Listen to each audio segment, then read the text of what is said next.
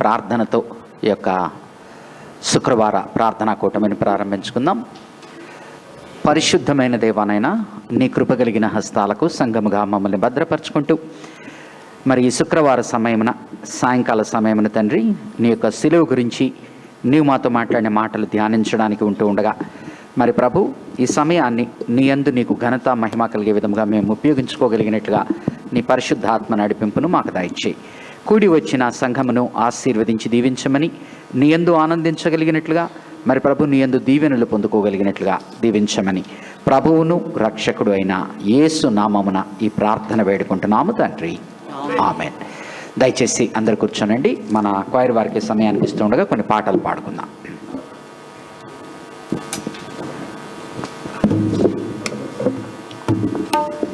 మనం అందరం కలిసి యెహోవా గద్దె ముందర ఈ పాట పాడుకుందామండి.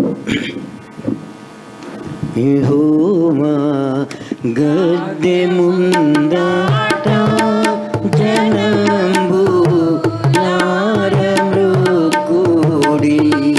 యెహోవా గద్దె ముందర. ముఖ్య భాగము లూకా సువార్త 12వ అధ్యాయము 1 నుంచి 12 వచనాల వరకు మన మధ్యనున్న జెస్సీ రాణి గారు వచ్చి చదివి వినిపించాలని కోరుకుంటున్నాను. లూకా సువార్త 12వ అధ్యాయము 1 నుంచి 12 వచనాల వరకు. అదే సమయంలో ప్రెసిడెంట్ గారు ప్రసాద్ గారు పైకి రావాలని కోరుకుంటున్నాను. ప్రసాద్ గారు, జెస్సీ రాణి గారు వచ్చి లూకా సువార్త 12వ అధ్యాయము 1 నుంచి 12 వచనాల వరకు చదవాలని కోరుకుంటున్నాను. ఆ తర్వాత వాక్యము కొరకు ప్రసాద్ గారు మన ప్రెసిడెంట్ గారు ప్రార్థన చేస్తారు. ఆ తర్వాత ఒక స్తుతి ఆరాధన పాట పాడుకొని ముందుకు సాగు.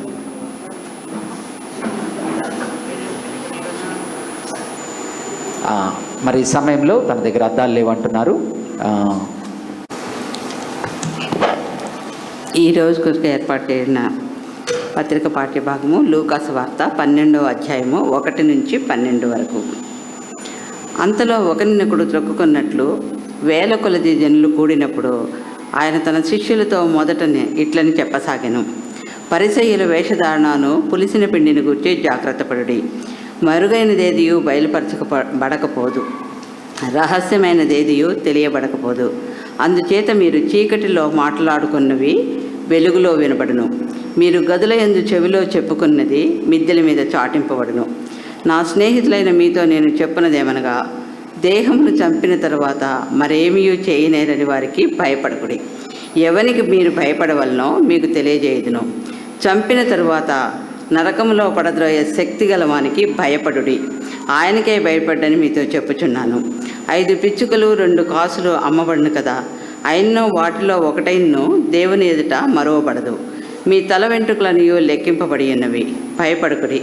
మీరు అనేకమైన పిచ్చుకల కంటే శ్రేష్ఠులు కారా? మరియు నేను మీతో చెప్పినదేమనగా, నన్ను మనుషుల ఎదుట ఒప్పుకొని వాడెవడో మనుష్య కుమారుడు దేవుని దూతల ఎదుట వాణ్ణి ఒప్పుకొన్ను. మనుషుల ఎదుట నన్ను ఎరగనన్ను వాణ్ణి నేనును ఎరుగనని దేవుని దూతల ఎదుట చెప్పుదును. మనుష్య కుమారుని మీద వ్యతిరేకముగా ఒక మాట పలుకువానికి పాపక్షమాపణ కలుగును, కానీ పరిశుద్ధాత్మను దూషించువానికి క్షమాపణ లేదు. వారు సమాజ మందిరముల పెద్దల యొద్దకును అధిపతుల యొద్దకును అధికారుల యొద్దకును మిమ్మల్ని తీసుకొని పోయినప్పుడు మీరు ఎలాగూ ఏమి ఉత్తరం ఇచ్చదమా, ఏమి మాట్లాడదుమా అని చింతింపకుడి. మీరు ఏమి చెప్పవలసిందియో పరిశుద్ధాత్మ ఆగడిలోనే మీకు నేర్పుననెను. ఈ వాక్యము దేవుడు మన వినికిడిలో దీవించునుగాక. ఆమేన్. మరి వారు నడిపించిన రీతిగా స్తుతి ఆరాధనలో గడుపుతాం. ప్రసాద్.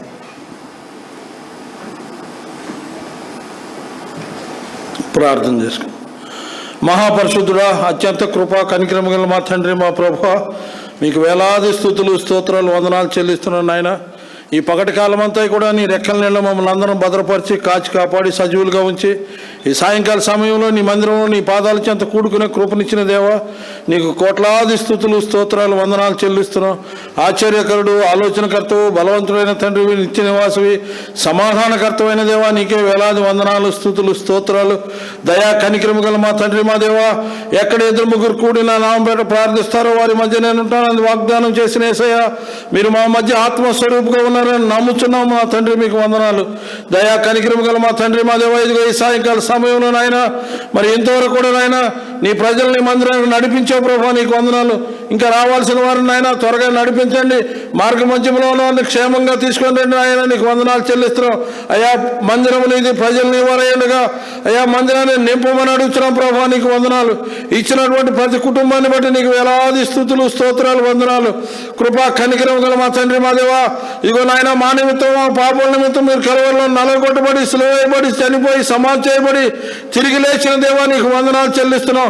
అయ్యా నీ శిలువ శ్రమలను జ్ఞాపకం చేసుకుంటూ ప్రతి శుక్రవారం నాయన ఈ సంఘంలో ఆరాధించుండగా అయ్యా నీ కృపా కాపుదలని చింతవరకు నడిపించిన దేవా, నీకు వందనాలు స్తుతులు స్తోత్రాలు. అయ్యా ఈ శ్రమల కాలంలో 6వ శుక్రవారాన్ని మాకు ఇచ్చినందుకు మీకు వందనాలు చెల్లిస్తున్నాం. నాయన ఈ ఆరాధన మీరు దీవించండి, ఆశీర్వదించండి. ఈ స్థలం చుట్టూ నీ పరిశుద్ధాత్మకి కంచెను కాపుదలుగా ఉంచమని అడుగుతున్నాం. అయ్యా వాక్యం చదవబడిన వాక్యాన్ని దీవించండి, ఆశీర్వదించండి. అయ్యా మరి నీ దాసుని నీ సిలువ చాటును మరుగుపరచండి. ఆయన స్వరానికి నాయన నోటికి బోరగా ఉండిపోవా ఈ వాక్యాన్ని విశ్లేషించడానికి నీ ఆత్మ జ్ఞానాన్ని నింపమని అడుగుతున్నాం. ఇచ్చిన సంఘాన్ని దీవించండి, సేవకుని పరిచర్యను సమస్తాన్ని మీరు ఆశీర్వదించమని అడుగుతున్నాం. అయ్యా ఈ రాత్రి వేళ ఎక్కడైతే సభలు సమావేశాలు కూడికలు జరుగుతున్నావో వాటన్నిటిలో కూడా నీ పరిశుద్ధాత్మను కుమ్మరించమని అడుగుతున్నాను. కృప కలిగిన తండ్రి, దయగలిగిన దేవా, ఇచ్చినటువంటి మా ప్రియులందరిని బట్టి వందనాలు చెల్లిస్తున్నాం. అయ్యా ఈ సంఘానికి ఇచ్చిన ప్రతి విభాగాన్ని బట్టి వందనాలు చెల్లిస్తున్నాం. అయ్యా ఇంతవరకు కోయిన వారిని నాయన మీరు వాడుకున్నారు. అయ్యా వారి స్వరాలను ముట్టి మిమ్మల్ని పాటల ద్వారా స్థుతించడానికి కృప చూపించిన దేవా, నీకు వందనాలు. అలాగే ఇచ్చిన సంఘాన్ని దీవించండి, కమిటీ వారిని ఆశీర్వదించండి. అయ్యా వచ్చిన వారందరిగా ఒట్టిగా వెళ్ళకనైనా నీ వాక్యాన్ని హత్తుకొని దాంతో బలపడి నాయన ఈ లోకంలో జీవించే కృపనివ్వమని అడుగుతున్నాను. కృపా కనికరం గల మా తండ్రి మా ప్రభువా, నాయన ఈ దినం సంఘాన్ని ప్రేమించి ఇచ్చినటువంటి ప్రేమ ఇచ్చినటువంటి కుటుంబాన్ని నాయన యవ్వన బిడ్డలు మీరు దీవించండి. వారికి ఇచ్చిన తల్లిదండ్రుల అత్తమామలను నాయన మీరు ఆశీర్వదించండి. వారికి ఇచ్చిన గర్భఫలాలను మీరు నాయన ఇంకా మీ కృపలతో నింపి రాబో తరములో నాయన రాబో తరానికి నీవు నాయన వారు సాక్షులుగా నీ ప్రజలుగా వారిని ఆశీర్వదించమని అడుగుతున్నాను. కృప కలిగిన తండ్రి, దయగలిగిన నాయన ఇంకా ఈ వారంలో ఈ మాసంలో జరిగే ప్రతి కార్యక్రమాన్ని కూడా మీరు దీవించి మీ నామానికి మహిమకరంగా మీ బిడ్డలుగా మాకు ఆశీర్వాదాలు దయచేయమని అడుగుతున్నాం. దయగలిగిన తండ్రి, కృప కలిగిన ఆయన కూడి వచ్చిన మా ప్రియులందరినీ కూడా నాయన నీ కృపాహస్తాలకు అప్పచెబుతూ వాక్యవేత్తలను నీ దాసుని నీ సిలువతో మరుగుపరిచిన ఆయన నీ వాక్యాన్ని వినిపింపజేసి ఆత్మీయంగా మమ్మల్ని బలపరచమని నజరేయుడైన యేసు నామాన్ని బట్టి అడిగి వేడుకుంటున్నాను పరమ తండ్రి, ఆమేన్. ఎంతసేపు స్తుతి ఆరాధనలు గడుపుతాం. ఆ తర్వాత వాక్యాన్ని కొంతపాటి సమయము ధ్యానిద్దాం. మనమందరం లేచి మరి ప్రభుని మరి ఆరాధించుకుంటుండగా మరి అందరం చేతులెత్తి మరి దేవుని స్థితించుకుందామండి. మరి మన ప్రార్థనలు మరి దేవునికి యోగ్యకరంగా ప్రభు మరి ఉండులాగున మనందరం కలిసి జీవనదిని నా హృదయంలో ప్రవహింపజేయమని పాట పాడుకుందామండి. జీవనదిని నా హృదయములో ప్రవహింపచేయుమయా,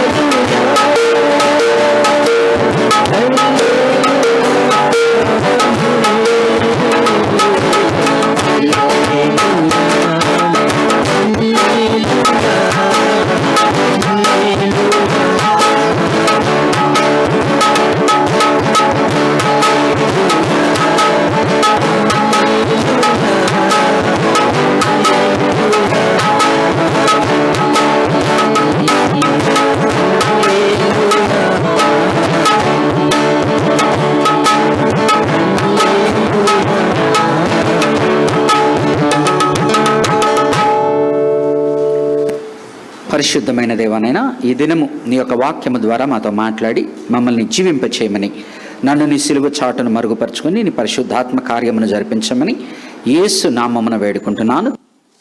ఆమేన్. దయచేసి సంఘమంతా కూర్చోవలసిందిగా కోరుకుంటున్నాను. మరి ఈ యొక్క శుక్రవార దిన ధ్యానమునకు ఎంతమంది అయితే వచ్చారో వారిని, వారి కుటుంబాలను దేవుడు ఆశీర్వదించి దీవించునుగాక.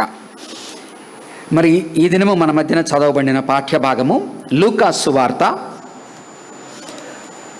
సువార్త 12వ అధ్యాయము 1 నుంచి 12 వరకు చూద్దాం.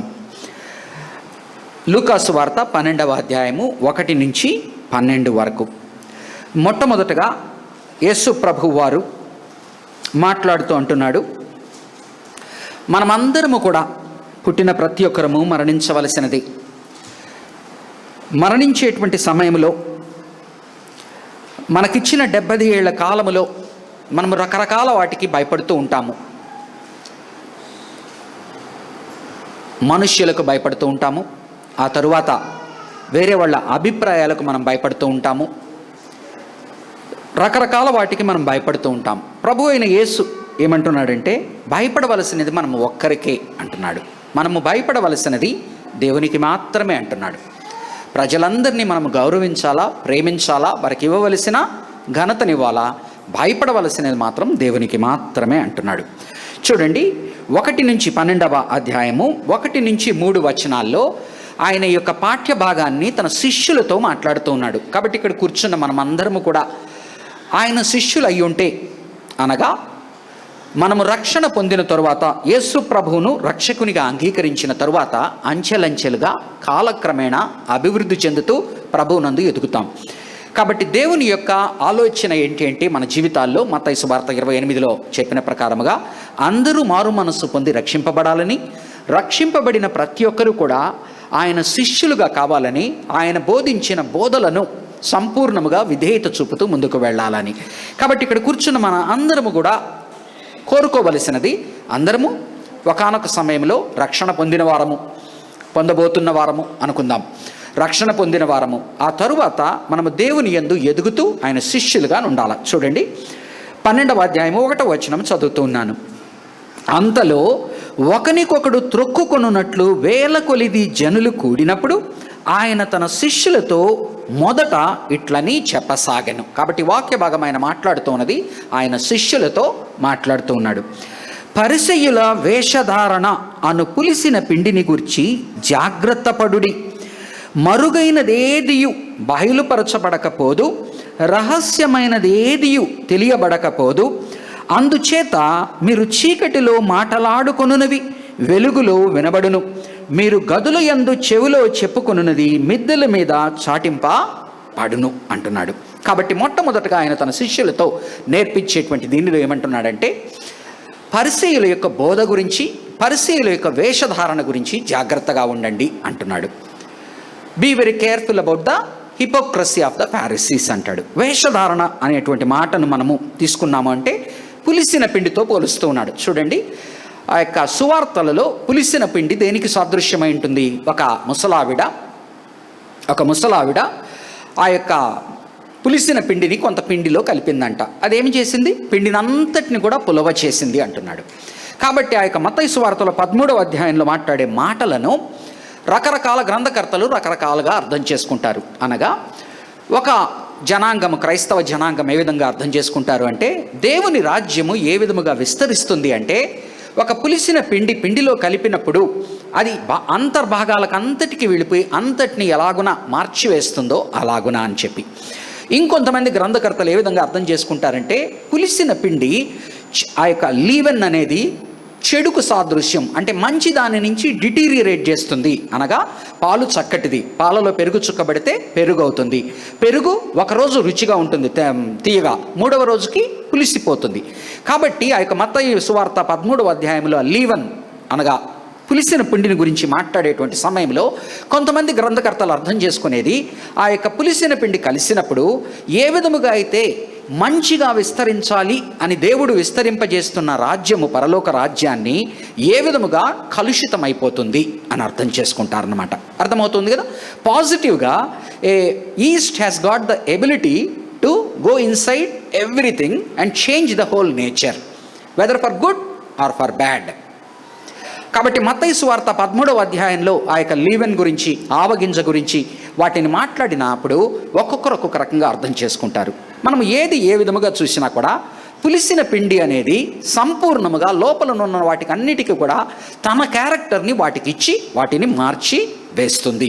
కాబట్టి ఈ యొక్క పరిసయ్యుల యొక్క బోధ ఏదైతే ఉన్నదో దేవుడు వారిని మంచి కొరకు ఏర్పరచుకొని ఉండగా వారు ఆ కొన్ని కట్టుదిట్టాలకి కొన్నిటికి లోబడిన తరువాత వారు మాట్లాడేటువంటి మాటల ద్వారా వారు చదువుకున్నవారు గనక, వారు అత్యున్నతమైన స్థానంలో ఉన్నవారు గనక, అగ్రగణ్యులుగా ఉన్నారు గనక, వారి యొక్క బోధ అందరికీ ప్రభావితం చేస్తుంది గనక చాలామంది ఈ యొక్క ప్రభువు గురించి మాట్లాడుతూ ఉన్న సమయంలో పరిసయ్యులు ఆయనను వేరే విధముగా అర్థం చేసుకుని వేరే రకముగా మాట్లాడుతూ ఉంటారు. అనగా ఆయన ఇది చేసినప్పుడు, ఫర్ ఎగ్జాంపుల్ దయ్యాలను వదలగొట్టినప్పుడు చుట్టుపక్కల ప్రజలందరూ కూడా ఆనందిస్తారు. అయ్యా, దయ్యాలను వదలగొట్టాడు, దేవుని ఆ హస్తము లేకుంటే ఇతన్ని ఎలాగని చేయగలడు అని చెప్తాడనమాట.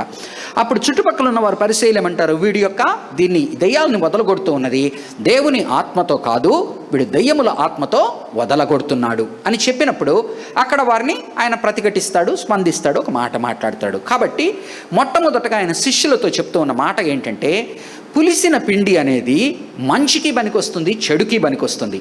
మంచికి వాడినప్పుడు అది అంతా వ్యాపించి చక్కటి రీతిలో దాన్ని రుచి కలుగచేస్తుంది. చెడుగా అయినప్పుడు అది చెడిపి వేస్తుంది. కాబట్టి మన జీవితాలలో ఈ దినము ఆయన శిష్యులతో మాట్లాడుతూ ఉన్నప్పుడు 1 నుంచి 3వ అధ్యాయంలో 3వ వచనంలో ఆయన మాట్లాడుతున్న మాటలు ఏంటంటే, ప్రతి ఒక్కటి బయలుపరచబడుతుంది అంటున్నాడు. ఒకానొక దినము అన్నీ బయలుపరచబడుతుంది. మనం ఏదైతే చూడండి ఏం మాట్లాడుతున్నాడు, ఒక్కసారి మరలా ఇది చదువుతాను. వేషధారణ అను పులిసిన పిండిని గురించి జాగ్రత్త పడుడి అంటున్నాడు. పులిసిన పిండి యొక్క గుణగణాలను గురించి మనం మాట్లాడుకున్నాం. పులిసిన పిండిని గురించి, వేషధారణ అను పులిసిన పిండిని గురించి జాగ్రత్త పడుడి. వేషధారణ అనగా అంటే ఏంటి? హిపోక్రసీ అనగా ఏంటి? మనం పారదర్శకంగా లేకుండా మనం ఎప్పుడైతే హృదయంలో ఒకటి పెట్టుకొని బయటికి ఒకటి మాట్లాడతామో దాన్ని వేషధారణ అంటారు. మనము లోపల ఒక మాట పెట్టుకొని బయటకు ఒక మాట పెట్టినప్పుడు కానీ, లోపల ఒకలాగా ఉండి పైకి ప్రవర్తించినప్పుడు కానీ, మన హృదయంలో ఒకటుండి ఇంకొకలాగా ప్రవర్తించినప్పుడు దానిని వేషధారణ అంటారు. కాబట్టి ఆయన యొక్క పరిశీలిలో గమనించినది వేషధారణ అనేది గమనిస్తూ ఉన్నాడు.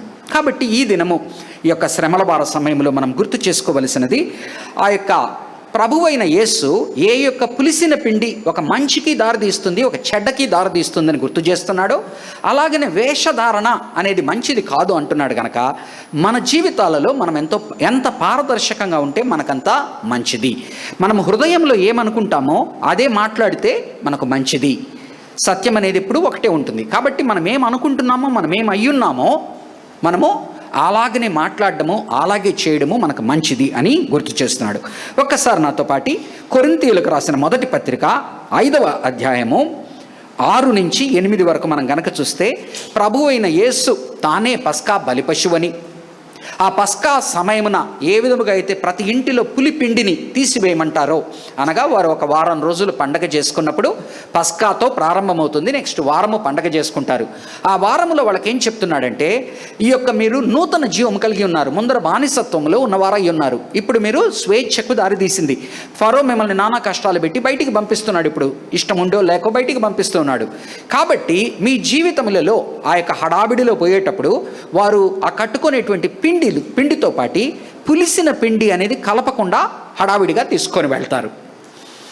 అలాగనే మనతో ఏం మాట్లాడుతున్నా అంటే ఈరోజు చూడండి 1వ అధ్యాయం 1 కొరింథీ 5వ అధ్యాయము 6 నుంచి 8 వరకు చదువుతున్నాను. మీరు అతిశయపడుట మంచిది కాదు అంటున్నాడు. ఎందుకని? కొరింథీ సంఘంలో వారి యొక్క జీవన విధానము బాగలేదు, కానీ ఆ జీవన విధానం బాగలేకపోయినప్పటికీ దాన్ని వారు ఎగ్జాల్ట్ చేసుకుంటూ, దాన్ని హెచ్చించుకుంటూ అదేదో గొప్ప విషయం అని మాట్లాడుకుంటూ ఉన్న వారితో మంచిది కాదు అని చెప్తున్నాడు. మీరు అతిశయపడుట మంచిది కాదు. పులిసిన పిండి కొంచెమైనను ముద్దంతయు పులియ చేయునని మీరు ఎరుగరా? కొంత చెడు ఉంటే అది అంతా వ్యాపింపజేస్తుంది. అలాగే సెంట్ అనేది మనం గమనించామనుకోండి, ఒక అత్తర్ అనేది కొంతే ఉంటుంది, కానీ అది బట్ట మీద పడినప్పుడు ఏమవుతుంది, దీన్ని బట్టి ఎన్నో రోజులు ఉంటుంది, ఎంతో ఆనందమును ఇవ్వగలదు. అది చెడ్డ వాసన అయితే చుట్టుకుపోతుంది, మంచి వాసన అయినా చుట్టుకుపోతుంది. కాబట్టి పులిసిన పిండి గురించి మాట్లాడుతూ ఏమంటున్నా అంటే, పులిసిన పిండి కొంచెమైనను ముద్దంతయు పులియ చేయునని మీరు ఎరుగరా? మీరు పులిపిండి లేని వారు గనక క్రొత్త ముద్ద అవుటకై మనం ఏమి కావాలని కోరుకుంటున్నాడు? ఈ యొక్క శ్రమల దినాల్లో మనం కూర్చొని ధ్యానిస్తూ ఉన్న సమయంలో మన జీవితంలో కూడా ఎన్నో శ్రమలు దేవుడు తెస్తూ ఉంటాడు. అనగా మనం అనుకున్న రీతిగా కాకుండా రకరకాలు జరుగుతూ ఉంటాయి. ఆఫీసుల్లోనే కానివ్వండి, మన బంధువర్గంలోనే కానివ్వండి, సంఘాల్లో కానివ్వండి, చాలా జరుగుతూ ఉంటాయి. జరుగుతూ ఉన్నప్పుడు మనం అర్థం చేసుకోవాల్సింది ఎట్లా? ఈ శ్రమ దినాల సమయంలో దేవుడు సంఘాన్ని నడిపించే ప్రక్రియలో, దేవుడు ఉద్యోగంలో నిన్ను నిలబెట్టేటువంటి ప్రక్రియలో, దేవుడు నీ కుటుంబాన్ని అత్యున్నతంగా ఉంచేటువంటి సమయంలో ఈ శ్రమలు ఎందుకు తెస్తూ ఉన్నాడంటే, ఈ శ్రమల ద్వారా నీవు కొత్త ముద్ద అవడానికి ఆయన ఇష్టపడుతూ ఉన్నాడు, కానీ పాత ముద్దలాగే ఉండిపోకూడదు అని గుర్తు చేస్తూ ఉన్నాడు. చూడండి, మీరు పులిపిండి లేని వారు గనక క్రొత్త ముద్ద అవుటకై ఆ పాతదైన పులిపిండిని తీసిపారా వేయుడి. ఏదేదైతే మనకు గతములో దీనివలన మనకు చెడు జరిగింది, చెడ్డ పేరు వచ్చింది, లేకపోతే దీనివలన మనకు కొంత జరుగుతూ ఉన్నదని తెలిసిన ప్రతిదాన్ని కూడా ఈ కొత్త ముద్ద అవ్వడం అంటే ఏంటంటే వాటిని మనము తీసివేయమని కోరుకుంటున్నాడు. అంతేకాని వాటిని ఉంచుకొని ముందుకు పోవడము కాదు అని గుర్తు చేస్తున్నాడు. ముద్ద ఉటకై పాతదైన పులిపిండిని తీసి పారవేయుడి. ఇంతేకాక క్రీస్తు అను పస్కా పశువు వధింపబడెను గనుక పాతదైన పులిపిండితోనైనను దుర్మార్గతయు దుష్టత్వమును అను పులిపిండితోనైనను కాకుండా నిష్కాపట్యమును సత్యము అను పులియని రొట్టెతో పండుగ ఆచరింతుము. రెండింటిని తీసివేసుకోమంటున్నాడు మన జీవితాల్లో నుంచి. ఏంటండి? చూడండి, కనుక పాతదైన పులిపిండితోనైనా దుర్మార్గతయు దుష్టత్వము అను పులిపిండితోనైనను కాకుండా ఆ రెండు తీసేసి ఏం పెట్టుకోమంటున్నాడు? నిష్కాపట్యమును. ఇందాక వేషధారణ ఈ మాటలు మాట్లాడుతున్నాడు కనుక నిష్కాపట్యమును సత్యము అను పులియని రొట్టెతో పండుగ ఆచరింతము. మనం రానున్న దినాల్లో ఆ యొక్క గుడ్ ఫ్రైడేని మనం ఆచరిస్తాం, ఈస్టర్ని ఆచరిస్తాం. అది మనము ఎంతో బాధాకరంగా అనిపించినప్పటికీ అది మనకు పండుగలతో సమానం. కాబట్టి క్రిస్మస్ దినాన్ని మనం ఆనందించడం వేరు, న్యూ ఇయర్ రోజు ఎంజాయ్ చేయడం వేరు. కానీ ఇది ఆత్మీయంగా చూడండి, అది సెక్యులర్గా ఒక క్రిస్మస్ కానివ్వండి, న్యూ ఇయర్ డే కానివ్వండి, సెక్యులర్గా అందరూ చేసుకుంటారు, అందరూ రెజల్యూషన్స్ తీసుకుంటారు. నెక్స్ట్ సంవత్సరం నేను ఇలా ఉండాలి అని కొన్నిట్లో జయిస్తారు, కొన్నిట్లో విఫలమవుతారు. ఈరోజు ఆత్మీయంగా మనం చేసుకునే పండుగల్లో అతి ప్రాముఖ్యమైన పండుగలు ఆ యొక్క శుభ శుక్రవారము, ఆ యొక్క ఈస్టర్ పండుగ. ఆ సమయంలో మన నుంచి ఏమంటున్నాడంటే, వారి యొక్క మీకు తెలుసు అనుకుంటాను, వారి యొక్క మొట్టమొదటి నెల ఎప్పుడు? మనలాగా జనవరి కాదు, వాళ్ళ మొట్టమొదటి నెల ఏది? వారు ఎప్పుడైతే చెరలో నుంచి బయటికి వస్తారో మార్చి ఏప్రిల్లో ఉంటుంది ఆ నెల వాళ్ళకి మొట్టమొదటి నెల. అనగా మనం ఎలాగైతే క్రిస్మస్ తర్వాత జనవరి సెలబ్రేట్ చేసుకొని ఫస్ట్ ఇయర్ న్యూ ఇయర్ అంటామో, వాళ్ళ న్యూ ఇయర్ ఒకనాడు దాస్యంలో ఉన్నారు, ఆ దాస్యంలో నుంచి బయటికి వచ్చారు, అప్పటి నుంచి మార్చి ఏప్రిల్లో దాన్ని మొట్టమొదటి నెల వారికి. కాబట్టి ఈ దినము మనతో కూడా మాట్లాడుతున్నది ఏంటంటే, పాతది ఏదైతే ఉన్నదో దానిని మనము వదిలివేసి నూతనముగా సంవత్సరమును ప్రారంభించేటువంటి ప్రక్రియలో ఏదైతే ఒకనాడు మనకు ఒక ఫ్లేవర్ని ఇచ్చి ఉండిందో, మన క్యారెక్టర్కి ఒక ఫ్లేవర్ ఇచ్చి ఉండిందో, ఆ క్యారెక్టర్కి ఇచ్చిన ఆ ఫ్లేవర్ని తీసివేసి మంచి ఫ్లేవర్తో కలుపుకొని ముందరికి వెళ్ళమని గుర్తు చేస్తూ ఉన్నాడు. ఆ నేపథ్యంలో ఏమంటున్నాడు చూడండి, మళ్ళా దయచేసి లూకా సువార్త 12వ అధ్యాయము 13వ వచనం. అందుచేత మీరు చీకటిలో మాటలాడుకున్నవి వెలుగులో వినబడును, మీరు గదులు యందు చెవిలో చెప్పుకొనున్నది మిద్దెల మీద చాటింపబడును. మనం చాలాసార్లు సీక్రెట్గా మాట్లాడుతున్నాం అనుకుంటాం, లేకపోతే ఒకరితో మాట్లాడుతున్నాం అనుకుంటున్నాం, ఒక ఇద్దరితో మాట్లాడుతాం అనుకుంటాం. కానీ మన జీవితాల్లో కొన్ని రోజులు పోయిన తర్వాత అర్థమైంది ఏంటంటే, ఎప్పుడైతే మనం ఇంకొక వ్యక్తితో ఒక మాట పంచుకుంటామో అది ఆ వ్యక్తితో ఆగదు. అలాగనే మనం ఒకరికి తెలియదని ఒకరితో ఇంకొకలాగా మాట్లాడతాము, ఒకరికి తెలియకుండా ఇంకొకరికి మాట్లాడినవన్నీ ఆఖరికి ఏమవుతుంది, ఏదో ఒక రోజున ఆ ఇద్దరు మాట్లాడుకున్నప్పుడు బయటికి వస్తుంది కదా. కాబట్టి ఏం చెప్తున్నాడంటే, మనం చాలాసార్లు ఈ యొక్క పాత మనలో ఉన్నప్పుడు ఇటువంటి ఆలోచన విధానాలు కలిగి మనము ద్వంద్వ విధానముతో రకరకాలుగా ముందుకు పోతూ ఉండే వారితో ఆయన ఏమంటున్నాడంటే, వాటిని వదిలేసేయి. ఎందుకు అంటే అన్నీ బయలుపరచబడతాయి ఒకనాడు. అనగా ఆయన హృదయాలలోనివి చూసేవాడు. కాబట్టి ఈ దినము మన మాటలు ఒకరితో మాట్లాడితే ఇంకొకరి దగ్గర ఉండనట్లు, అండ్ ఈరోజు మనం ఒక వ్యక్తితో కాన్ఫిడెన్షియల్గా మాట్లాడుతున్నాము అనుకున్నప్పుడు ఫోన్లో, ప్రతి ఒక్కరి ఫోన్లో రికార్డింగ్లు ఉన్నప్పుడు కదా, అంటే అర్థం చేసుకోవడానికి చెప్తున్నాను మనకు ఇల్లస్ట్రేషన్. కాబట్టి ఈ దినము nothing what you share whom you think as a friend is no longer sacred, because everything is prone to be open, exposed. మరి ఇదిలాగనున్నప్పుడు దేవుడు మన హృదయాల్లో ఉన్న వాటిని సైతము బయటికి తీసే దేవుడు మన మాటలే మనుష్యుల మధ్యన మాట్లాడేవి, మనం చేస్తున్నవే బయటపడిపోతూ ఉన్నప్పుడు దేవుడు మన మాటల్ని ఎక్స్పోజ్ చేస్తాడు, మన క్రియల్ని ఎక్స్పోజ్ చేస్తాడు, మన హృదయాల్ని ఎక్స్పోజ్ చేస్తాడు. కనుక ఈ యొక్క పండగ మనం చేసుకునేటప్పుడు మన హృదయాల్లోకి తరచి చూసుకోమని గుర్తు చేస్తూ ఉన్నాడు. కాబట్టి హృదయ నింపుదలలో నుంచి నోటి మాట వస్తుంది. ఈరోజు స్త్రీల మధ్యన పంచుకుంటూ ఒక మాట చెప్పాను. క్రానికల్స్ దినవృత్తాంతములు 1వ దినవృత్తాంతములు 28:9 కనుక చూస్తే ఆయన ఏమంటాడంటే, దేవుడు హృదయాలను చూసేవాడు. హృదయాలలోని ఆలోచననే కాకుండా ఆలోచన వెనక ఉన్న సంకల్పాన్ని కూడా చూసేవాడు. అనగా మొట్టమొదట మన జీవితంలో ఏం జరుగుతుంది? మన హృదయంలో ఒక ఆలోచన వస్తుంది. ఆ ఆలోచన కార్యరూపము దాచి నోటి మాటగా వస్తుంది. ఆ మాటే ఒకనాడు చేష్టగా వస్తుంది. కానీ ఆలోచన అనేది మనము బయట పెట్టినప్పుడే మాట అవుతుంది, లేకపోతే అది లోపలే ఉంటుంది. కానీ దేవుడు ఏమంటున్నాడంటే, ఆ ఆలోచన వెనక ఉన్న సంకల్పం అంటాం కదా, ఉద్దేశము అంటాం మనం. నేను ఆ ఉద్దేశముతో మాట్లాడలేదు, నేను ఆ ఉద్దేశముతో ఆ పని చేయలేదు, నా సంకల్పం అది కాదు, నీవు నన్ను అపార్థం చేసుకున్నావు, ఈ మాటలు అంటాం. అనగా ఏంటి? మన ఆలోచన వెనక ఒక సంకల్పం ఉంటుంది. అది మనలోనున్న పాప బీజమును బట్టి ఒక్కొక్కసారి ఆ సంకల్పమే మనకు తెలియకపోవచ్చు, అది మంచిదా చెడ్డదా అని.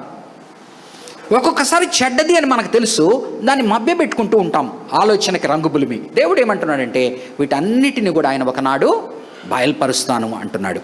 కాబట్టి అన్నీ బయలుపరచబడబోతూ ఉన్నాయి కనుక మనం ఎలాంటి వారముగా ఉండాలి, మన హృదయాలు ఏ విధముగా ఉండాలి, మన మాటలు ఏ విధముగా ఉండాలా, మన క్రియలు ఏ విధముగా ఉండాలా, పాతదానిలాగానే మనం ఉండాలనా, కొత్తది కావాలనా? కాబట్టి అన్నీ బయలుపరచబడతాయి అనేది ఒక భయముగా మనం పెట్టుకోవాలి.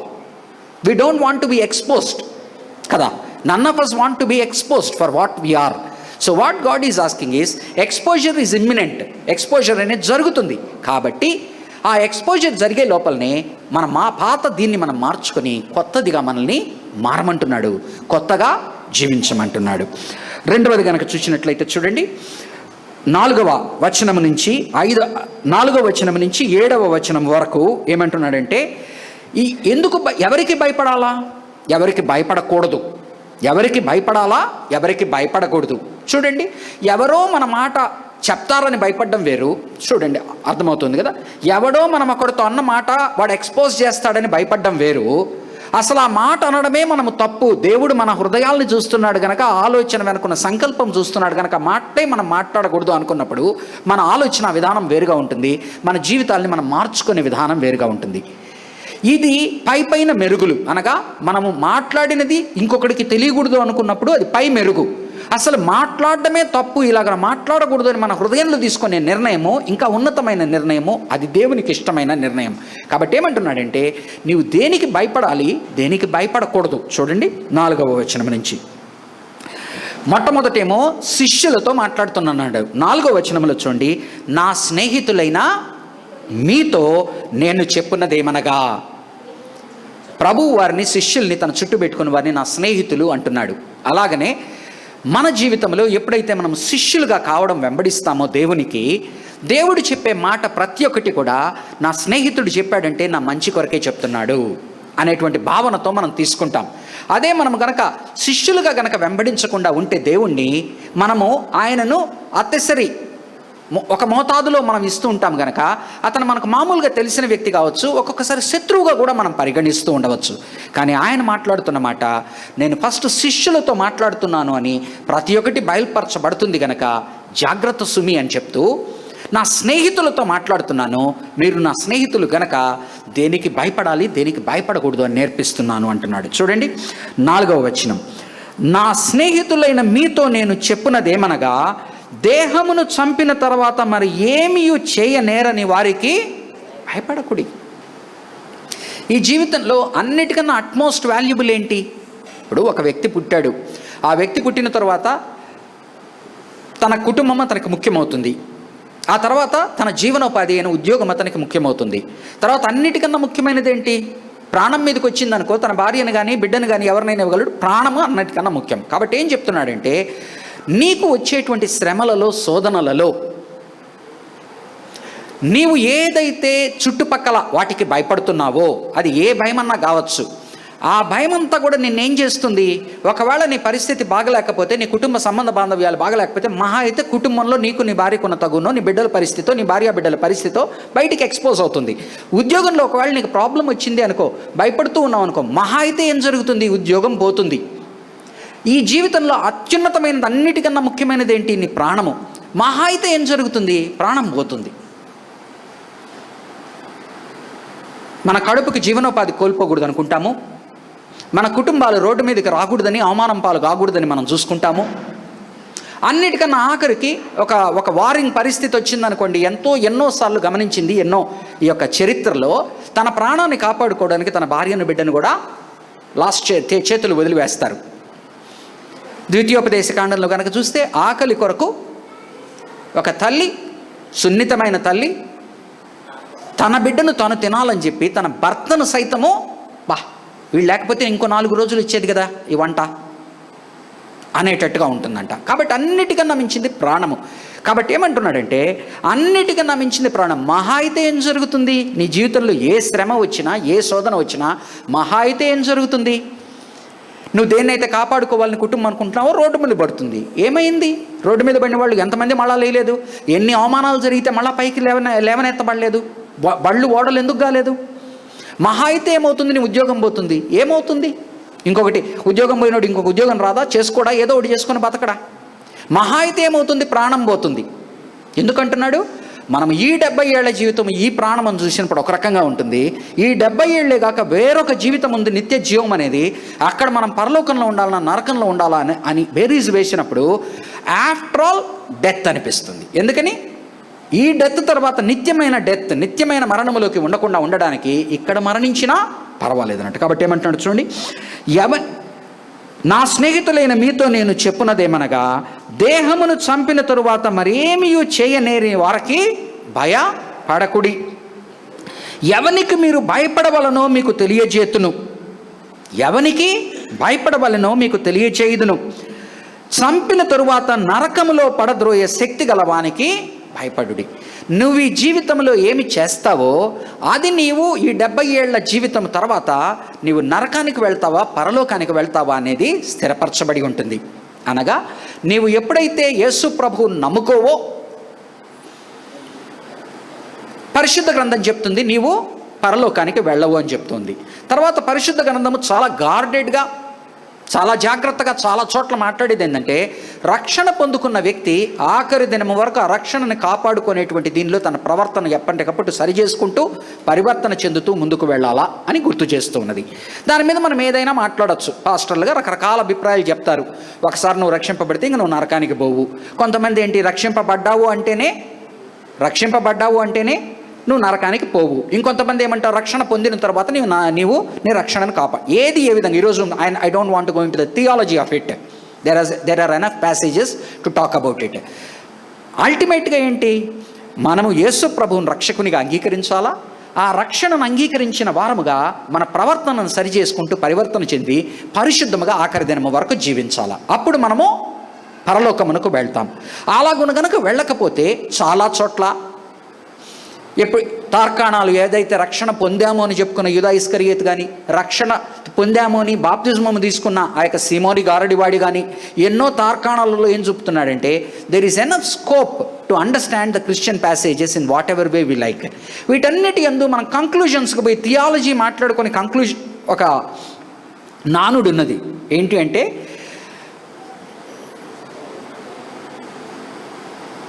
నా ధైర్యం ఎలాగుంటుందంటే నిరీక్షణ.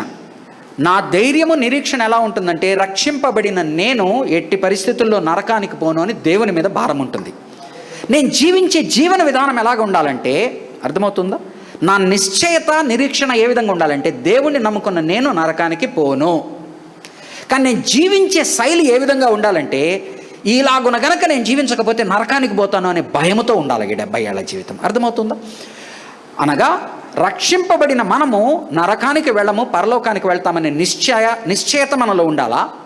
నిరీక్షణ మనలో ఉండాలా. అట్ ద సేమ్ టైము క్రైస్తవ పరిశుద్ధ గ్రంథంలో పెట్టబడిన వాటిని బట్టి నేను జాగ్రత్తగా లేకపోతే నా పరిస్థితి ఏంటో అనే భయంతో కూడా మనము ముందుకు వెళ్ళాలి. ఈ రెండుటి మధ్యన సో మన యొక్క ఫెయిత్ ఎలాగుండాలా? Our faith should be that I have accepted Jesus Christ, I will go only to heaven. But నా ప్రవర్తన ఏ విధంగా ఉండాలా? అనుదిన ప్రవర్తన నేను సరిగ్గా లేకపోతే ఏమవుతుంది, కాబట్టి నేను జాగ్రత్తగా ఉండాలి అనేటట్టుగా ఉండాలి. ఒక్కసారి నాతో పాటు హెబ్రీయులకు రాసిన పత్రిక 10వ అధ్యాయము 29 నుంచి 31 వరకు చదువుతాను. 10వ అధ్యాయము 29 నుంచి 31 వరకు. ఇట్లుండగా దేవుని కుమారుని పాదములతో త్రొక్కి తాను పరిశుద్ధపరచబడుటకు సాధనమైన నిబంధన రక్తమును అపవిత్రమైనదిగా ఎంచి కృపకు మూలమగు ఆత్మను తిరస్కరించిన వాడు ఎంత ఎక్కువైన దండనకు పాత్రుడుగా ఎంచబడునని తోచను. పగ తీర్చుట నా పని, నేనే ప్రతిఫలమునిత్తుననియు ప్రభువు తన ప్రజలకు తీర్పు తీర్చును అనియు చెప్పిన వానిని ఎరుగుదుము గదా. జీవము గల దేవుని చేతిలో పడుట భయంకరము. జీవము గల దేవుని చేతిలో పడుట భయంకరము అంటున్నాడు. కాబట్టి ప్రభువుని నమ్మాము, మనము పరలోక ప్రాప్తులము, నిత్య జీవము. కానీ ఇక్కడుండే శ్రమలు మనల్ని ఎప్పుడు ఏం గుర్తు చేస్తూ ఉన్నాయంటే, నేను ఏ దినమైనా కూడా సరిగా గనక నా జీవితాన్ని నేను కాచుకోకపోతే, పరిశుద్ధంగా లేకపోతే ఏదైనా జరగచ్చు అనే భయంతో మనం బ్రతకాలా అని కోరుకుంటున్నాడు. చూడండి 6 నుంచి 7 వరకు చదువుతాను. చూడండి 6 నుంచి 7 వరకు ఏమంటున్నాడంటే, ఇంతవరకు ఏమన్నాడు? ఎవరికి భయపడాలనో ఎవరికి భయపడకూడదో చెప్తున్నాడు. మనుష్యులకు భయపడకు, మనుషుల అభిప్రాయాలకు భయపడకు, మనుషులు చుట్టుపక్కల చేసేదానికి నువ్వేమీ భయపడకు, నీవు భయపడవలసినది దేవునికి అంటున్నాడు. 6 నుంచి 7 వరకు భయపడవద్దు, ధైర్యము వహించు అని చెప్తున్నాడు. ఏమంటున్నాడు చూడండి 6వ వచనం నుంచి 7వ వచనం.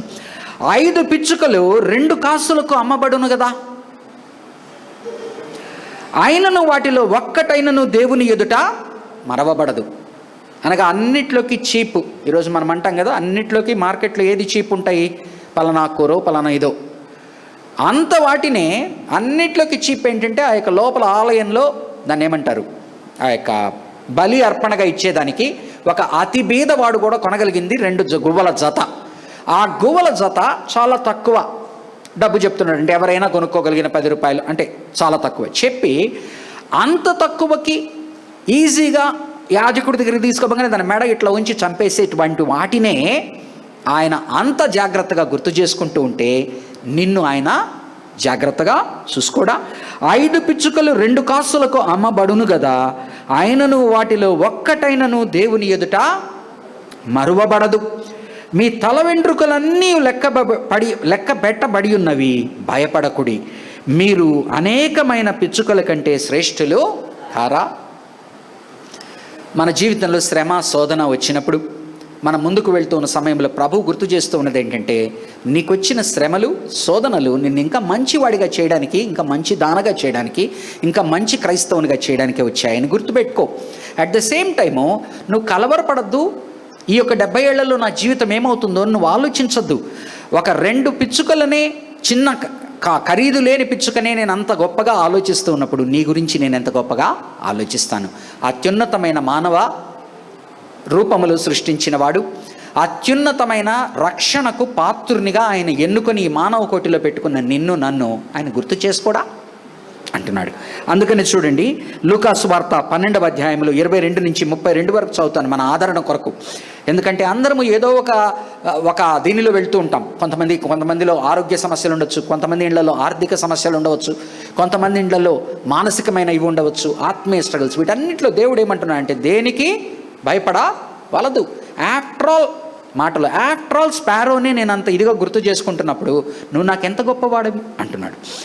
అంతటా ఆయన లూకాసు వార్త 12వ అధ్యాయము 22 నుంచి, అంతటా ఆయన తన శిష్యులతో ఇట్లనెను, ఈ హేతువు చేత మీరు ఏమి తిందుమో అని మీ ప్రాణమును గుర్చి అయినను, ఏమి ధరించుకుందుమో అని మీ దేహమును గుర్చి అయినను చింతింపకుడి. ఆహారము కంటే ప్రాణమును, వస్త్రము కంటే దేహమును గొప్పవి కావా. కాకుల సంగతి విచారించి చూడుడి, అవి విత్తవు, కోయవు, వాటికి గరిసె లేదు, కొట్టు లేదు, ఆయనను దేవుడు వాటిని పోషించుచు నున్నాడు. మీరు పక్షుల కంటే ఎంతో శ్రేష్ఠులు. మరియు మీలో ఎవడు చింతించుట వలన తన ఎత్తును మూరెడెక్కువ చేసుకొనగలడు? చాలాసార్లు మన జీవితంలో సమస్య ఏంటి? అసలు లేని దాన్ని ఊహించుకోవడం ప్రారంభిస్తాం. దానికి మనం స్పందించి రేపేం జరిగిపోతుందో అని ఆలోచించుకుంటూ ఉంటాం. ఏమంటున్నాడు? దేనికి చింతపడద్దు అంటున్నాడు. నిన్ను రక్షించిన దేవుడు, నిన్ను కాపాడిన దేవుడు, నరకానికి పోకుండా పరలోకానికి పరిశుద్ధతలో నడిపించడానికి పరిశుద్ధాత్మ దేవుడిని నీ హృదయంలో పెట్టి నీ ప్రవర్తనను సరిచేసుకుంటూ ముందుకు వెళ్ళే దేవుడు నీకుండగా నీకు భయం ఎందుకు? మీలో ఎవడు చింతించుట వలన తన ఎత్తును మూరెడెక్కువ చేసి కొనగలడు?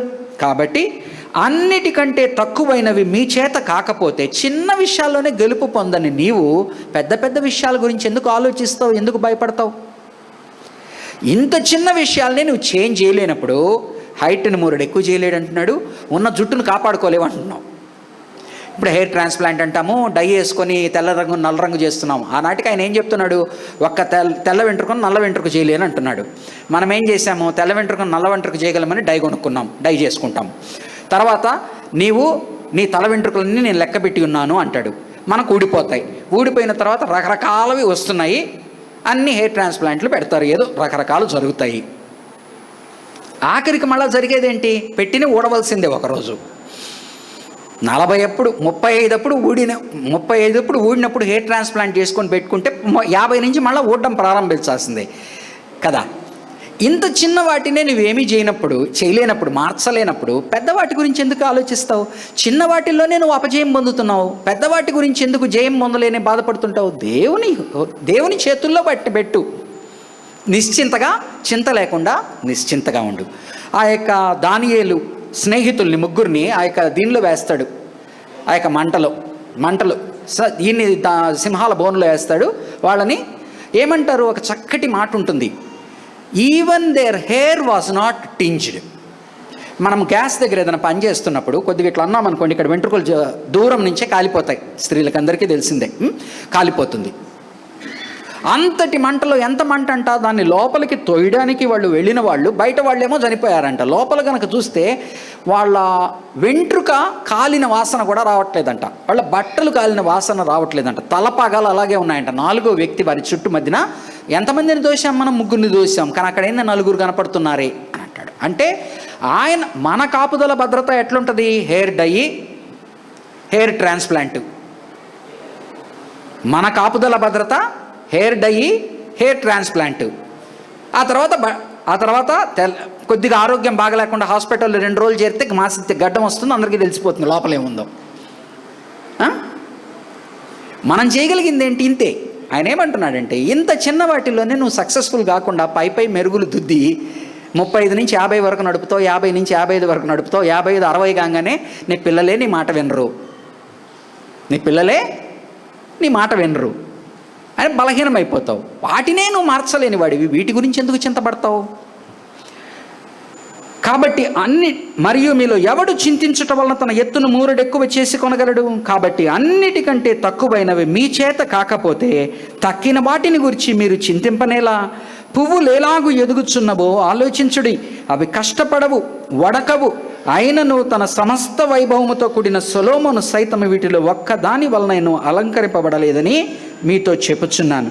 నేడు పొలములో ఉండి రేపు పొయ్యిలో వేయబడు అడవిగడ్డికి దేవుడు ఈలాగు అలంకరించిన ఎడల, అల్ప విశ్వాసులారా, మీకు మరి ఎంతో నిశ్చయముగా వస్త్రములు ఇచ్చును. ఏమి తిందుమో ఏమి త్రాగుదుమో అని విచారింపకుడి, అనుమానము కలిగి ఉండకుడి. ఈ లోకపు జనులు వీటన్నిటినీ వెదుకురు, అవి మీకు కావలసి ఉన్నవని మీ తండ్రికి తెలియను. నాన్ క్రిస్టియన్కే కావాలని తెలుసు, నీకు కావాలని తెలుసు. నువ్వు ఎంత దాచిపెట్టుకున్నా కూడా, ఎంత పరిశుద్ధంగా ప్రవర్తించి ఎంత మనకు వద్దనుకుంటున్నా, మనకు కారు కావాలని తెలుసు, మనకు ఉన్న కారు కన్నా మంచి అన్నీ తెలుసు. అన్నీ ఏమంటున్నాడు? వాళ్ళకు కావాల్సినట్టే నీకు కోరికలు ఉన్నాయని తెలుసు, వాళ్ళ కోరికలు తీరుస్తున్నాను, నీ కోరికలు తీర్చలేదని బాడద్దు, నీ కోరికలు తీరుస్తాను. కానీ నీకు పెట్టబడిన బాధ్యత ఏంటంటే, నువ్వు దేవుని కొరకుండు, ఇవన్నీ నీకు ఇస్తాను. మీరైతే ఆయన రాజ్యమును వెదకుడి, దానితో కూడా ఇవి మీకు అనుగ్రహింపబడును. చిన్న మందా భయపడకుడి, మీకు రాజ్యము అనుగ్రహించుటకు మీ తండ్రికి ఇష్టమై ఉన్నది అంటాడు. కాబట్టి దేనికి భయపడాలనో చెప్తున్నాడు, దేనికి భయపడకూడదో చెప్తున్నాడు. ఆఖరికి చింత వలదు, భయపడకు, దేవుని మీద భారము వేయి, దేవుని యందు సరిగ్గా ఉండు, దేవునిలో ముందరికి వెళ్ళు, అన్నీ కూడా సజావుగా చక్కబడిపోతాయి. ఆఖరిగా 8 నుంచి 10 వచనాలు చదివి ముగించుకుందాం. 8 నుంచి 10 వచనాలు. బహిరంగంగా ఆయనతో సంబంధ బాంధవ్యాలు పెట్టుకోమంటున్నాడు. మొట్టమొదట ఏమన్నాడు? అన్నీ బయలుపరచబడతాయి, జాగ్రత్త, నువ్వేదో సీక్రెట్గా చేస్తున్నావు అనుకోబాక, అన్నీ బయలుపరచబడతాయి. అన్నీ ఈరోజు టెక్నాలజీలో ఇక్కడే బయటపడిపోతున్నాయి. దేవుని ముందర, ఈ టెక్నాలజీలనే సృష్టించిన దేవుడి ముందర ఏమి దాచలేవు. కాబట్టి అన్నీ బయలుపరచబడతాయి, నీ జీవితాన్ని సరి చేసుకో. అది చెప్తూ ఉన్నప్పుడు నువ్వు భయపడవద్దు, దీనికి భయపడు, దేవునికి భయపడు, నరకానికి భయపడు, మిగతా వాటికి దేనికి భయపడద్దు, చింతపడద్దు, ధైర్యముగా ఉండు, అన్నీ నీకు సమకూరుస్తానంటున్నాడు. ఆఖరికి ఏమంటున్నా అంటే బహిరంగంగా ఆయనతో సంబంధ బాంధవ్యాలు పెట్టుకోమంటున్నాడు. చూడండి 8 నుంచి 10 వరకు. మరియు నేను మీతో చెప్పున్నదేమనగా, నన్ను మనుష్యుల ఎదుట ఒప్పుకొని వాడెవడో మనుష్య కుమారుడు దేవుని దూతల ఎదుట వానిని ఒప్పుకొనును. మనుష్యుల ఎదుట నిన్ను ఎరుగనను వానిని నేనును ఎరుగనని దేవుని దూతల ఎదుట చెప్పుదును. మనుష్య కుమారుని మీద వ్యతిరేకముగా ఒక మాట పలుకు వారికి పాప క్షమాపణ కలుగును గాని పరిశుద్ధాత్మను దూషించు వానికి క్షమాపణ లేదు. ఏమంటున్నాడు? బహిరంగంగా దేవునితో సంబంధ బాంధవ్యాలు పెట్టుకుంటున్నాడు. First acknowledge God. దేవుడు అనేవాడు సృష్టికర్త అయిన దేవుడు ఉన్నాడని ఒప్పుకో. బయటవారు కూడా సృష్టికర్త ఉన్న దేవుడు ఉన్నాడని ఒప్పుకుంటారు. కానీ ఆ దేవునితో పాటు ఏం చేస్తారు? ఆ సృష్టిలో ఉన్న వాటిని పూజిస్తారు. కాబట్టి అందరూ ఒక దేవుడు ఉన్నాడని నమ్మేవారే, కానీ ఆ దేవుడిని దేవతల రూపంలో కొలుస్తారు. ఫస్ట్ దేవుడు ఉన్నాడని ఒప్పుకో, ఆ తర్వాత దేవుడు నీకు రక్షణ కొరకు ఏ కుమారుణ్ణి అయితే పంపించాడో ఆ కుమారుణ్ణి రక్షకుడిగా స్వీకరించు. ఆ స్వీకరించిన తర్వాత ఏమంటున్నాడు? అందరి ముందర ధైర్యముగా ఆయనను ఒప్పుకో అంటున్నాడు. అందరి ముందర ఒప్పుకో అంటున్నాడు. ఇది బాప్తిజం అప్పుడు బహిరంగముగా సంబంధ బాంధవ్యాలు పెట్టుకునేదానికి ఈ వర్షం చెప్తూ ఉంటాం. పైనంట నాకు నీవు, ఇక్కడ మనము తెలుసు అని మాట్లాడతాం, కొంతమంది దగ్గర తెలుసు అని మాట్లాడతాం, కొంతమంది దగ్గర తెలియదు అని మాట్లాడతాం. అనగా చర్చిలో వచ్చినప్పుడు మనము దేవుడు తెలుసు అంటాం, బయటికి వెళ్ళినప్పుడు ఉద్యోగంలో కొన్ని భయాల వలన తెలియదు అంటాం, సమాజంలో కొన్ని పరిస్థితుల వలన తెలియదు అంటాం. ఆయన ఏమంటున్నాడంటే, నన్ను ఎవరైతే అందరి ముందర ఒప్పుకుంటారో వారిని నేను పైన ఒప్పుకుంటాను అంటున్నాడు. కాబట్టి దీన్ని సంబంధించి ఏం చెప్తాము? రక్షణ దేవుని వల్ల జరుగుతుంది కనుక దేవుణ్ణి అంగీకరించండి, దేవుని కుమారుడైన యేసు ప్రభువుని అంగీకరించండి. ఆయన ఆత్మ ద్వారా చేసిన కార్యాన్ని ఒప్పుకుంటూ బాప్తిస్మపు అనుభవం మీరు కలిగి ఉన్నప్పుడు అందరి ముందర దేవుడు నా రక్షకుడు అని ఒప్పుకుంటున్నారు అని చెప్తాం. కాబట్టి ఏమంటున్నా అంటే acknowledge God, acknowledge Jesus Christ as saviour and acknowledge the Holy Spirit's work అంటున్నాడు. అన్నిటికీ అన్ని పాపాలు క్షమించబడతాయంట, కానీ పరిశుద్ధాత్మ దూషణ అనేటువంటి పాపము క్షమింపబడదంట. పరిశుద్ధాత్మ దూషణ అంటే ఏంటో చూసే ముందర ఒక్కసారి 2 తిమోతి 2వ అధ్యాయము 11 నుంచి 13 వచనాలు చదువుతాను. చూడండి 2వ అధ్యాయము 2 తిమోతి 2వ అధ్యాయము చాలా నన్ను ఎన్నో రోజుల నుంచి ఇంగ్లీష్లో చాలా బాగుంటుంది, అందుకని ఇంగ్లీష్లో కూడా రాసుకున్నా, తెలుగు బైబిల్ కనుక. ఇంగ్లీష్లో ఈ వర్సెస్ చదివిన ప్రతిసారి నన్ను చాలా ప్రభావితం చేస్తుంది, నన్ను జాగ్రత్త పరుస్తుంది. చూడండి 2వ అధ్యాయము 2 తిమోతి 2:11 నుంచి 13. కావాలంటే అండర్లైన్ చేసి పెట్టుకోండి. ఈ మాట నమ్మదగినది ఏదనగా, మనం ఆయనతో కూడా చనిపోయిన వారమైతే ఆయనతో కూడా బ్రతుకుదుము. ఆయన అంగీకరించాం, ఆయన కుమారుడిని అంగీకరించడం, ఆయన కొరకు చనిపోవడం అంటే ఏంటి? ఆయన ఏ విధంగా చనిపోయాడో మనం బాప్తిస్మము తొట్టిలో ఆయన చనిపోయిన మన పాత జీవితానికి చనిపోయాను ఒప్పుకుంటాం. ఆ తర్వాత కొంతమంది శ్రమల ద్వారా, శోధనల ద్వారా వాళ్ళ జీవితాన్ని అర్పించవలసి ఉంటుంది. కాబట్టి ఏమంటున్నాడంటే, ఈ మాట నమ్మదగినది ఏదనగా, మనం ఆయనతో కూడా చనిపోయిన వారమైతే ఆయనతో కూడా బ్రతుకుదుము. ఆయన నీ కొరకు నా కొరకు చనిపోయాడని ఒప్పుకోవడము, అలాగునే నేను కూడా ఆ మరణాన్ని ఒప్పుకుంటున్నాను అని బాప్తిస్మపు అనుభవం ద్వారా నా పాత బాటికి చనిపోతున్నాను, కొత్త బాటికి లేస్తున్నాను అనడము. అందరికీ కాదు, కానీ శ్రమలు శోధనలు కొన్ని క్రైస్తవులకు వచ్చినప్పుడు వారు ప్రాణము కూడా వడ్డవలసిన పరిస్థితి వస్తుంది. చనిపోయిన వారమైతే ఆయనతో కూడా బ్రతుకుదుము, సహించిన వారమైతే ఆయనతో కూడా ఏలుదుము. ఎవరైతే ఈ శ్రమలు శోధనలు సహిస్తూ ఆయన నామమును తృణీకరించకుండా ఆఖరి వరకు మనం ఒప్పుకుంటామో వారు కూడా ఏలుదుము. ఆయనను ఎరుగమంటే ఆయన మనలను ఆయన ఎరుగను అనును. ఇంగ్లీష్లో ఎలా ఉంటుందంటే, if we died with him we will also live with him, if we endure we will also reign with him. ఇంతవరకు మనకు తెలుసు. If we disown him he will also disown us. ఆయన్ని తృణీకరిస్తే ఆయన కూడా మనల్ని తృణీకరిస్తాడంట. మనము నమ్మదగని వారమైనను ఆయన నమ్మదగిన వాడుగా ఉండును. ఆయన తన స్వభావమునకు విరోధముగా ఏది చేయలేడు. ఇంగ్లీష్లో ఏమంటుందంటే, if you are faithless he will remain faithful. మనము దుష్టత్వములోకి వెళ్ళినా భ్రష్టత్వములోకి వెళ్ళినా ఆయన, if you are faithless he will remain faithful, for he cannot disown himself. ఆయన కాబట్టి పరిశుద్ధ జీవితం ఒకటి ఉంది. జీవితంలో, క్రైస్తవ జీవితంలో వెనకబడ్డం అనేది ఒకటి ఉన్నది, అంటే దిగజారడం అనేది ఒకటి ఉన్నది. నెక్స్ట్ దుష్టత్వంలోకి పోవడం అనేది ఒకటి ఉన్నది. ఆఖరికి భ్రష్టత్వంలో పోవడం. కాబట్టి ఆయన ఏమంటున్నాడంటే, నన్ను నమ్ము, పరిశుద్ధతలో నడుచుకునే మార్గంలో వెళ్తూ ఉండు, నిన్ను పరలోకానికి తీసుకువెళ్తాను. ఈ మధ్యలో నువ్వు నాకు అసలు సంబంధమే లేదు అని కొంతమంది రకరకాల కారణాల వలన వారు దేవుడే ప్రభువుని ఒప్పుకోకుండా వెనక్కి వెళ్ళిపోయే వాళ్ళు కూడా ఉంటారు. అలా చేస్తే ఆయన హస్తం నీ మీద ఉండదు.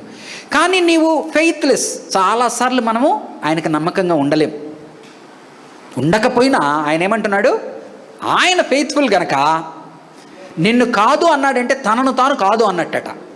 కాబట్టి అనడాట. కాబట్టి గొప్ప సత్యాలు మనం అర్థం చేసుకొని దేవుడు ఉన్నాడని నమ్ముదాము. దేవుని కుమారుడైన ప్రభువు ద్వారా రక్షణ తీసుకున్న తర్వాత అందరి ముందర ఒప్పుకునేటువంటి బాప్తిజమపు అనుభవం మనం కలిగి ఉందాము. ఆ తర్వాత పరిశుద్ధతలో నడుచుకుంటూ ఎప్పటికప్పుడు మన ప్రవర్తనను సరిచూసుకుంటూ ముందుకు వెళ్తే మనం ఆశీర్వదింపబడతాం. ఆఖరి వచనం సుమారుగా చెప్తాను, ముగిస్తాను. పరిశుద్ధాత్మ దూషణ అని మాట్లాడుతున్నాడు. ఎప్పుడు ఈ మాట అంటాడు పరిశుద్ధాత్మ దూషణ గురించి? ఆయన ఎప్పుడైతే ఆయన దేవుని కార్యము ఆత్మ ద్వారా చేస్తాడో, స్వస్థపరుస్తాడో, చుట్టుపక్కల ఉన్న వాళ్ళు అంటారు, ఇతను దెయ్యముల వలన దీన్ని వదలగొట్టెను అంటాడు. అప్పుడు ఆయన ఏమంటాడు, నేను ఒకవేళ దెయ్యముల వలన వదలగొడుతూ ఉంటే మీ భక్తులు దేని వలన వదలగొడుతున్నారు? నిజము మీ మాటల వల్ల మీకే నిజం అర్థమవుతుందని చెప్పి అప్పుడు పరిశుద్ధాత్మ దూషణ అంటాడు. పరిశుద్ధాత్మ దూషణ ఎప్పుడు మాట్లాడుతున్నాడు? ఆయన క్రియలను ప్రశ్నించినప్పుడు, పరిశుద్ధాత్మ ద్వారా ఆయన చేస్తున్న క్రియలను, ఆయన ఇచ్చిన స్వస్థతను, ఆయన వాక్యంలో నుంచి వచ్చేటువంటి బోధను. ఎందుకంటే ఇప్పుడు నాకు టైం లేదు, క్రాస్ అయ్యాను. దేవుని చిత్తమైతే ఇంకోసారి చూపిస్తాను, కానీ మీరు అండర్లైన్ చేసి పెట్టుకోండి. ఈ ప్యాసేజీలు ఇంటికి వెళ్ళినాక చదవండి. అపోస్తల కార్యము 13వ అధ్యాయంలో ఒక వ్యక్తిని పౌలు ఒక వ్యక్తికి సువార్త చెప్పి అతన్ని మార్చేటువంటి ప్రక్రియలో ఉంటాడు. ఇంకొకడు ఆయన అధిపతి అయిన వాడిని చెడగొట్టడానికి ప్రయత్నిస్తూ ఉంటాడు. ఒకసారి చదువుతాను చూడండి, ఎందుకంటే అసంపూర్ణంగా వదలకూడదు. 13వ అధ్యాయము 6 నుంచి 12 ఒక నెగిటివ్ ఎగ్జాంపుల్ చూపుతాను. అంటే హోలీ స్పిరిట్స్ వర్క్ని డినై చేయడము అంటే ఏంటంటే, ప్రభువు సమయంలో మాత్రమే కాదు, ప్రభువు ఆనాడు వారు స్వస్థత ఆయన ఇచ్చినప్పుడు వారు దెయ్యముల వలన ఇది కలిగింది అన్నప్పుడు అన్న మాటే కాదు, కానీ మన జీవితాలలో మనం ఏ విధంగా చేయగలమో చెప్తున్నాడు. చూడండి, అపోస్తల కార్యము 13వ అధ్యాయము 6 నుంచి 12 వరకు చదువుతాను. చూడండి, నేను కొంత సమయం క్రాస్ అయ్యాను, దయచేసి క్షమించండి. చూడండి, 13వ అధ్యాయము 6 నుంచి 12 వరకు. వారు అనగా పౌలు బర్నబాలు వారు ఆ ద్వీపమందంతటా సంచరించుచు పాఫు అను ఊరికి వచ్చినప్పుడు గారడివాడును అబద్ధ ప్రవక్త అయిన బార్ యేసు అను ఒక యూదుని చూచిరి.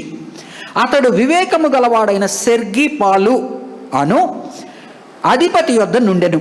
అతడు బర్నబాను సౌలును పిలిపించి దేవుని వాక్యము వినగోరెను. ఈ యొక్క సెర్గి పాలు అనే అతను దేవుని వాక్యాన్ని వినాలని పౌలును బర్నబాను పిలిపించాడు. ఈ గారడి వాడైన వాడు ఏం చేస్తున్నాడో చూడండి. అయితే ఎలుమ ఆ అధిపతిని విశ్వాసము నుండి తొలగింపవలనని యత్నము చేసి వారిని ఎదిరించెను. ఈయన సువార్త పరిచయం చేసి సెర్గి పౌలును దేవునిలో నడిపించాలని ప్రయత్నిస్తున్నాడు. ఇతను దేవునిలోకి రాకుండా, లేకపోతే దేవునిలో ఉన్నవాడిని బలహీనపరచాలని విశ్వాసాన్ని చెరుస్తూ ఉన్నాడు. అతడు బర్నబాను పౌలును పిలిపించి దేవుని వాక్యము వినగోరెను. అయితే ఎలుమ ఆ అధిపతిని విశ్వాసము నుండి తొలగింపవలనని యత్నము చేసి వారిని ఎదిరించెను. ఏలును ఎలూమ అను పేరునకు గారడీవాడని అర్థము. అందుకు పౌలు అనబడిన సౌలు పరిశుద్ధాత్మతో నిండినవాడై అతని తేరి చూచి, సమస్త కపటముతోనూ సమస్త దుర్మార్గముతోనూ నిండినవాడా, అపవాది కుమారుడా, సమస్త నీతికి విరోధి, నీవు ప్రభువు యొక్క తిన్నని మార్గములు చెడగొట్టుట మానవా, ఇదిగో ప్రభువు తన చెయ్యి నీ మీద ఎత్తి ఉన్నాడు, నీవు కొంతకాలము గ్రుడ్డివాడవై సూర్యుని చూడకుందువని చెప్పెను. వెంటనే మబ్బును చీకటియు అతని కమ్మెను గనుక అతడు తిరుగుచు ఎవరైనా చేయి పట్టుకుని నడిపింతురా అని వెదుకుచుండెను. అంతటా ఆ అధిపతి జరిగిన దానిని చూచి ప్రభువు బోధకు ఆశ్చర్యపడి విశ్వసించెను. అనగా పౌలు బర్నబా పరిశుద్ధాత్మ కార్యము చేస్తూ ఉన్నప్పుడు, పరిశుద్ధాత్మ కార్యము నడవకుండా అడ్డుపడుతూ ఉన్నప్పుడు అతనిని ఇస్తున్నాడు. 19వ అధ్యాయము అపోస్తుల కార్యము 19వ అధ్యాయం. ఇది నెగిటివ్ ఎగ్జాంపుల్. పాజిటివ్ ఎగ్జాంపుల్ చూపిస్తాను. 19వ అధ్యాయము 8 నుంచి 20 వచనాలు. 19వ అధ్యాయం. తరువాత అతడు సమాజ మందిరములోనికి వెళ్ళి ప్రసంగించుచు, దేవుని రాజ్యమును గురించి తర్కించుచు, ఒప్పించుచు, ధైర్యముగా మాట్లాడుచు 3 నెలలు గడిపెను పౌలు. అయితే కొందరు కఠినపరచబడిన వారై ఒప్పుకొనక జనసమూహము ఎదుట ఆ మార్గమును దూషించుచున్నందున అతడు వారిని విడిచి శిష్యులను ప్రత్యేకపరచుకొని ప్రతిదినము తూరన్ను అను ఒకని పాఠశాలలో తర్కించుచూ వచ్చెను. 2 ఏండ్ల వరకు ఇలాగు జరిగను గనక యూదులేమి గ్రీసు దేశస్థులేమి ఆసియాలో కాపురమున్న వారందరూ ప్రభువు వాక్యము వినిరి. మరియు దేవుడు పౌలు చేత విశేషమైన అద్భుతములను చేయించెను. అతని శరీరమునకు తగిలిన చేతిగుడ్డలైనను నడికట్లైనను రోగుల యొద్దకు తెచ్చినప్పుడు రోగములు వారిని విడిచెను. దెయ్యములు కూడా వదిలిపోయెను. అప్పుడు దేశ సంచారులను మాంత్రికులునైన కొందరు యూదులు పౌలు ప్రకటించు యేసు తోడ మిమ్మను ఉచ్చాటన చేయుచున్నానన్న మాట చెప్పి దెయ్యములు పట్టిన వారి మీద ప్రభువైన యేసు నామమున ఉచ్చరించుటకు పూనుకొనిరి. యూదుడైన స్కేవాయును తన ప్రధాన యాజకుని కుమారులు 7 అలాగు చేయుచుండిరి. అందుకు ఆ దెయ్యము, నేను యేసును గుర్తెరుగుదును, పౌలును కూడా ఎరుగుదును, గాని మీరెవరని అడుగగా ఆ దెయ్యము పట్టినవాడు ఎగిరి వారి మీద పడి వారిలో 2 లొంగదీసి గెలిచెను. అందుచేత వారు దిగంబరులై గాయము తగిలి ఆ ఇంట నుండి పారిపోయిరి. ఈ సంగతి అనగా ఇక్కడ ఏం జరుగుతుంది? ఈయన సువార్త బోధిస్తూ ఉన్నాడు, యూదులు చెరుస్తూ ఉన్నాడు. ఈయన సువార్త బోధిస్తూ ఉన్నాడు, ఇంకొక వాళ్ళు దాన్ని అనుకరించి వేరే విధముగా ఉపయోగించుకుంటున్నారు. అక్కడ ఏం జరిగిందో చూడండి. ఈ సంగతి 17వ వచనం. ఎఫెసులో కాపురమున్న సమస్తమైన యూదులకును గ్రీసు దేశస్థులకును తెలియవచ్చినప్పుడు వారికి అందరికీ భయము కలిగను కనుక ప్రభువైన యేసు నామము గణపరచబడెను. విశ్వసించిన వారు అనేకులు వచ్చి తాము చేసిన వాటిని తెలియజేసి ఒప్పుకొనిరి. మరియు మాంత్రిక విద్య అభ్యసించిన వారు అనేకులు తమ పుస్తకములు తెచ్చి అందరి ఎదుట వాటిని కాల్చివేసిరి. వారు లెక్క చూడగా వాటి వెల 50,000 వెండి రూకలాయను. ఇంత ప్రభావముతో ప్రభు వాక్యము ప్రబలమై. కాబట్టి ఒక నెగిటివ్ ఎగ్జాంపుల్ ఏం చెప్తున్నా అంటే, పరిశుద్ధాత్మ కార్యాన్ని అడ్డుకున్నప్పుడు, వాక్య బోధన కానీ వారిని దేవునిలో నడిపించేదాన్ని కానీ ఎదుర్కొన్నప్పుడు ఏమి సంభవించిందో చూపుతున్నాడు. 19వ అధ్యాయంలో ఇది సంభవిస్తూ ముందుకు సాగుతూ ఉన్నది. కానీ ముందర చెడ్డగా ఉన్నవాళ్ళు, మాంత్రిక విద్య అభ్యసించేవాళ్ళు, వారిలోకి స్వార్థ లోపలికి వచ్చినాక, రక్షణ పొందినాక వాళ్ళు ఏం చేశారు? వారి పాత మాంత్రిక బుక్స్, మ్యాజికల్ బుక్స్, చామ్స్ అన్నిటినీ మంటలో వేసి కాల్చివేశారు. అంటే కొంతమంది దేవుని వాక్యాన్ని అర్థం చేసుకొని మారు మనసు కలిగారు, కొంతమంది అడ్డుపడుతూ ఉన్నారన్నమాట. ఈ ప్రక్రియలో మళ్ళీ ముందరికి వద్దాం. ఫస్ట్లో ఏమనుకున్నాం మనము?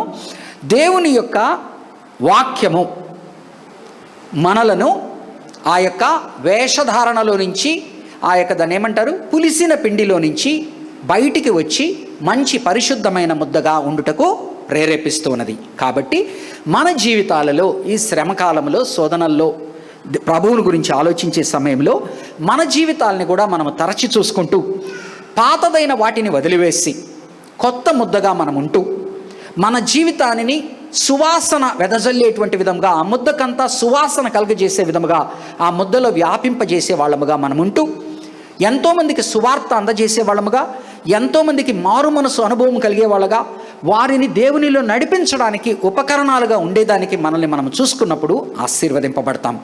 అలాగున కాకుండా మనము చెడు పులిసిన పిండిలాగా మంచి దానిని, ఏ విధముగా అయితే పెరుగు ఒకరోజు బాగుంటుంది, రెండవ రోజుకి పులుస్తుంది, మూడవ రోజుకి మురుగులాగా తయారవుతుంది పైన బుడగలు వచ్చి, అలాగున కూడా ఏ పరిస్థితి ఉన్నది. కాబట్టి మనమందరము కూడా మన హృదయాల్ని తరచి చూసుకొని పాత ముద్దలాగా మనం ఉండకుండా కొత్త సువాసన వెదజల్లేటువంటి పరిశుద్ధమైన ముద్దగా ఉండాలని, అందరికీ పరిశుద్ధత వ్యాపింపజేసేటువంటి వారముగా ఉండాలని, దేవుని యందు నడిపించేదానికి మనము బలముగా ఉండాలని, దేవుని యందు ఆశీర్వదింపబడే వారముగా ఉండాలని దేవుడి దినము మనల్ని గుర్తు చేస్తూ, ప్రేరేపిస్తూ, ప్రోత్సహిస్తూ మనల్ని ఆశీర్వదించాలని కోరుకుంటున్నాడు. ప్రార్థన చేసుకుందాం. దయచేసి చిన్న ప్రార్థన చేస్తాను, ఆ తర్వాత సెక్రటరీ గారికి సమయం ఇస్తాను, ఆనంద్ గారికి. పరిశుద్ధమైన దేవానైనా, విత్తబడిన వాక్యము మరి ప్రభు, దానిలోనున్న సారాంశము నీ యొక్క ఆత్మ ద్వారా మేము అర్థం చేసుకోగలిగినట్లుగా, మరి ప్రభు అర్థం చేసుకున్న దాన్ని మా జీవితాలలో అన్వయించుకొని ఆచరించగలిగినట్లుగా, సాతాను దాన్ని దొంగలించి తీసుకొని వెళ్ళిపోకుండాను, మరి సాతాను తండ్రి మాలో కఠిన హృదయం కలుగజేసి దానికి విరుద్ధముగా ప్రవర్తించేటువంటి రీతిగా చేయకుండాను, మరి ప్రభు ఏ విధముగా అయితే మేము తండ్రి యేసయ్య వాక్యము ద్వారా మా హృదయాల్లో మార్పు చెంది అన్వయించుకొని ఆచరించి ఆశీర్వదింపబడాలని కోరుకుంటూ, నీవు నీ శిష్యులతో నా స్నేహితులారా అని మాట్లాడి వారికి ఇచ్చిన బోధను ఈ దినమునైనా మేము నీ శిష్యులుగా ఉండగోరుతున్నాము, నీ స్నేహితులుగా ఉండగోరుతున్నాము. కావున తండ్రి, ఈ బోధ మాకు ఆశీర్వాదకరంగా చేయమని, అది నాయన నీకు ఘనత మహిమ తెచ్చే విధముగా మా జీవితాలు మార్చేటట్టుగా చేయమని, ఇక్కడ కూర్చున్న ప్రతి ఒక్కరూ తండ్రి యేసయ్య కొత్త ముద్దవలి ఆ యొక్క సువాసనలు వెదజల్లేటువంటి రీతిగా ముద్దంతటియు పాకి వారి ద్వారా తండ్రి యేసయ్య సువాసన వెదజల్లేటట్టుగా, మరి ప్రభు వారు ఆశీర్వదింపబడి ఎంతోమందికి ఆశీర్వాదాలు కలగజేసేవారుగా వారిని, వారి కుటుంబాలని, మరి మా సంఘమును ఈ విధముగా చేయమని ప్రభువును రక్షకుడు అయిన యేసు నామమున ఈ ప్రార్థన వేడుకుంటున్నాను తండ్రి. Amen. Thank you. Praise the lord. మరి ఈ సమయంలో సెక్రటరీ గారికి సమయాన్ని ఇస్తున్నాను. దయచేసి సెక్రటరీ గారు వచ్చి ఏదైనా ప్రకటనలు ఉంటే చేయాలి. అందరూ కూడా భోజనాలు చేయండి, వారి కొరకు ప్రార్థన చేసి వారిని ఆశీర్వదించండి. రామ్మ, ప్రభు ఉన్నాడమ్మ. దాత ప్రేమ్ సాగర్ గారి సంపూర్ణమైన కుటుంబం, మనవరాలు మనవడు ఇద్దరిని ఇచ్చి దేవుడు సంతృప్తిపరిచాడు. గాడ్ బ్లెస్ యూ తల్లి.